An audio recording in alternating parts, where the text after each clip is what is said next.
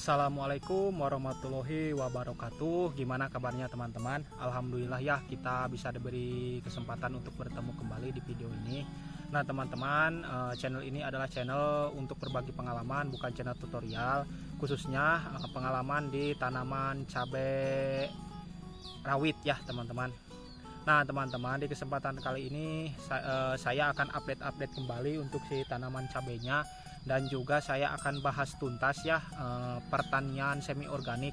Yang saya maksud semi organik ini yaitu pemupukannya itu kita selang-seling ya, antara kimia dan organik kita selang-seling ya, atau rolling gitu ya teman-teman. Nah sebelum kita bahas tuntas tentang semi organik, kita akan lihat-lihat dulu untuk si tanaman cabenya. Oke.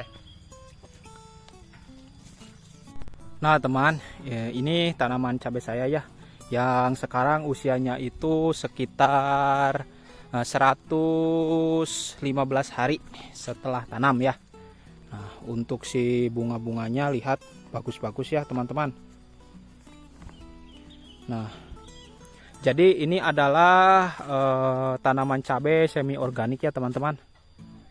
Tanaman cabai yang dengan metode semi organik. Nah,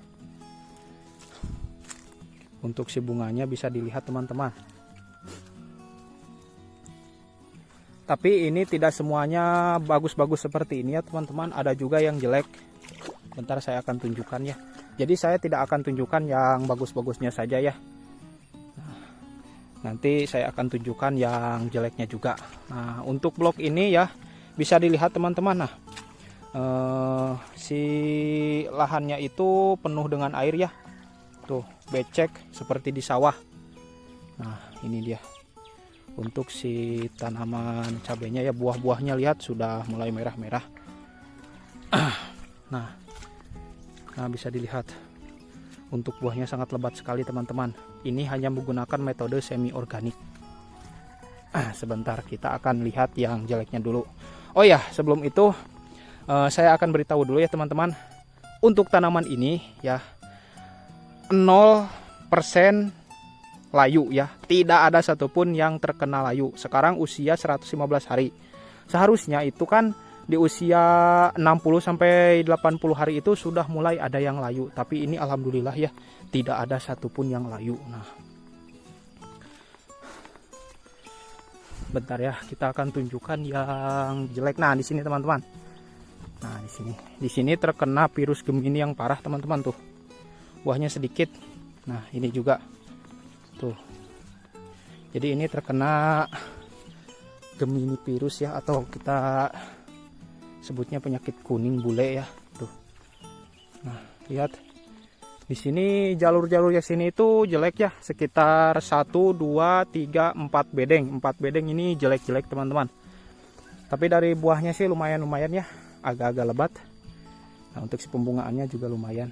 Nah ini tuh. Baik ya teman-teman, kita akan bahas tuntas kelebihan dan kekurangan bertani dengan menggunakan metode semi organik. Nah teman-teman, kelebihan bertani semi organik yang pertama itu untuk penyakit layu, saya jamin tidak akan ada yang layu ya. Kenapa saya bisa menjamin seperti itu? Nah kita akan lihat di sini teman-teman. Ini air ya teman-teman tuh, ini becek tuh, lihat. Ini seperti di sawah. Biasanya ya, untuk si lahan yang seperti ini, yang banyak airnya itu, tanaman cabai itu pasti terkena layu. Pastilah, adalah 1 atau 2 terkena layu. Tapi, ini teman-teman, untuk tanaman cabai ini, 0% untuk layunya. Ya. Dan kelebihan yang kedua, yaitu dari segi biaya, ini sangat-sangat murah. Bahkan bisa menekan biaya pupuk, itu bisa mencapai sekitar 50% ya, kita menekan untuk si biaya pupuk ya teman-teman. Nah dan kelebihan yang selanjutnya yaitu dari segi perawatan. Jadi kita itu tidak perlu mengocor pestisida, terus kita tidak perlu ada apa sih itu yang merek-merek dagangnya itu trichoderma ya, kita tidak perlu trichoderma ya. Jadi untuk si obatnya pun kita bisa hemat sekitar 20-30% ya penggunaan obatnya. Nah dan untuk kekurangannya Nah, yang pertama itu pastilah dari segi kelebatan buah kita kalahlah dengan yang pupuk kimia. Dan saya jamin ini maksimal tidak akan sampai 1 kilo ya. Saya jamin. Kenapa? Ya, lihat aja tanamannya banyak yang seperti ini. Namanya juga semi organik ya, kita dengan biaya yang murah. Nah, banyak yang seperti itu. Jadi mungkin dari kekurangannya itu cuma satu saja ya teman-teman, dari segi kelebatan buah, dari segi hasilnya gitu ya, hasil dari ini. Dan juga untuk si tanamannya, vigornya itu tidak terlalu tinggi dan besar ya teman-teman. Rata-rata itu mungkin tingginya ya dengan bedeng pun ya, dengan bedengan pun tingginya hanya mencapai sekitar 170 cm ya. Yang paling tinggi mungkin 2 meter tapi cuma 1-2 pohon ya. Nah, oke, kita akan lanjut ke pembahasan apa itu semi organik dan bagaimana cara membuatnya dan cara memakainya. Oke, lanjut. Oke teman-teman, lanjut ya. Kita akan bahas dulu tentang apa itu semi organik. Nah, semi organik, yang saya maksud semi organik di sini bukan ya semuanya itu full dengan organik atau gimana ya disebutnya itu. Ya, kita itu antara organik dan juga kimianya itu kita seimbang ya. Mungkin ya untuk organiknya tidak seseimbang itu ya. Mungkin sekitar 30-40% organik, selebihnya kita menggunakan kimia ya teman-teman. Nah, kenapa bisa seperti itu? Karena untuk penyepraian saya juga tidak menggunakan organik ya. Saya biasa menggunakan obat-obatan pestisida yang ada di pasaran juga. Tapi di sini saya untuk pemupukannya saya menggunakan semi organik ya. Organik atau menggunakan POC ya. Oke, selanjutnya cara pembuatannya. Nah, cara pembuatannya itu sangat mudah teman-teman ya. Awalnya itu saya menggunakan POC itu dari kohe kambing. Tapi menurut saya itu banyak kekurangannya ya kalau dari kohe kambing itu, karena kan di dalamnya itu masih ada patogen-patogen yang berbahaya ya teman-teman. Jadi saya takutkannya itu malah menyebar ke si tanamannya ya. Jadi saya ganti metodenya ya teman-teman. Jadi nanti untuk si POC-nya itu dibagi dua ya teman-teman. Ada yang vegetatif, ada yang generatif. Nah, kebetulan saya itu sudah membuat, jadi saya tidak bisa menunjukkan cara membuatnya ya teman-teman. Oke ya. Tapi saya akan jelaskan untuk cara pembuatannya. Kita mulai dari masa vegetatif dulu. Untuk masa vegetatif ya, bahan-bahan yang kita perlukan, 1 yaitu E4, 2 yaitu molase atau gula ya, bebas itu mau pakai gula merah, gula pasir atau molase, bebas lah ya. Terus yang ketiga itu air cucian beras. Nah, yang keempat itu kita membutuhkan yaitu rerumputan yang ada di sekitar saja ya teman-teman. Banyak sekali rumput yang hijau-hijau. Nah, itu yang keempat. Yang kelima itu gedebok pisang atau batang pisang yang bawahnya ya teman-teman. Nah, untuk si rumput dan gedebok pisang kita bisa cacah atau kita bisa tumbuk sampai halus. Nah, setelah itu masukkan ke galon le mineral ya teman-teman. Nah, setelah itu kita tambahkan campuran antara air cucian beras, molase dan juga M4.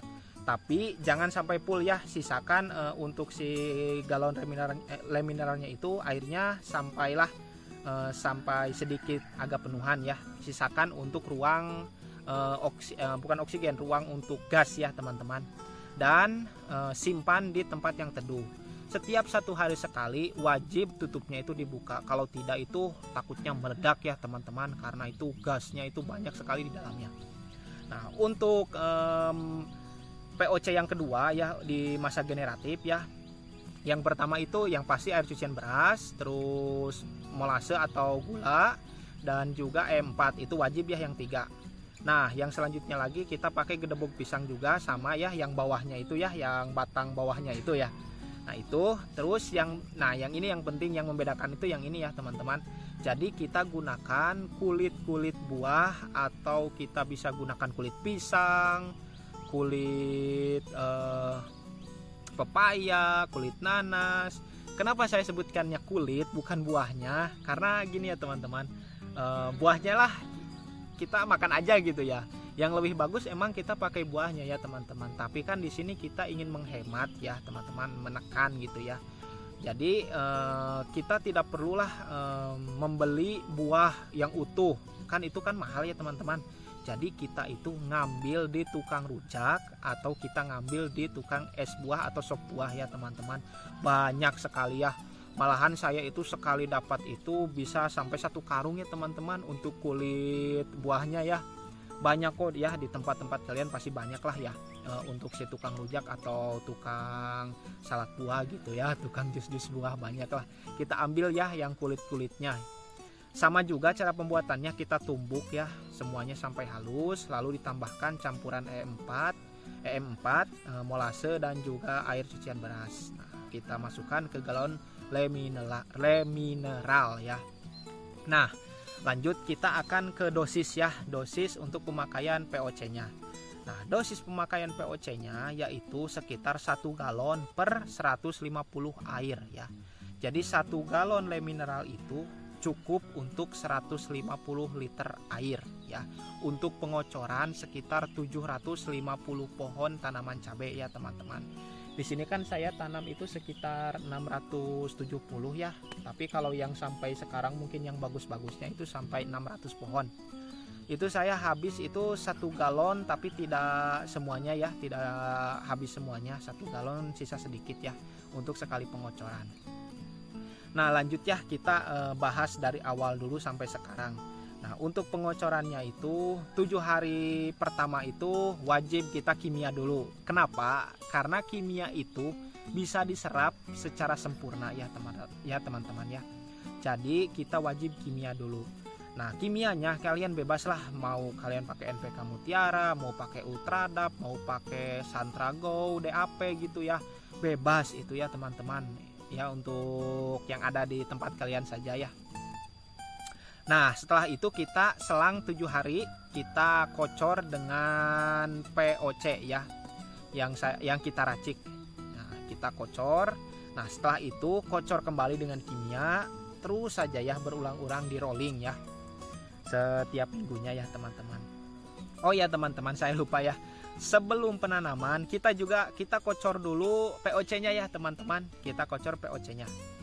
Jadi sebelum penanaman per lubang tanam kita kocor dulu ya, semuanya kita kocor sekitar 5 hari sebelum tanam saja ya teman-teman. Karena kan kandungan di dalamnya itu bisa juga untuk membenah tanah.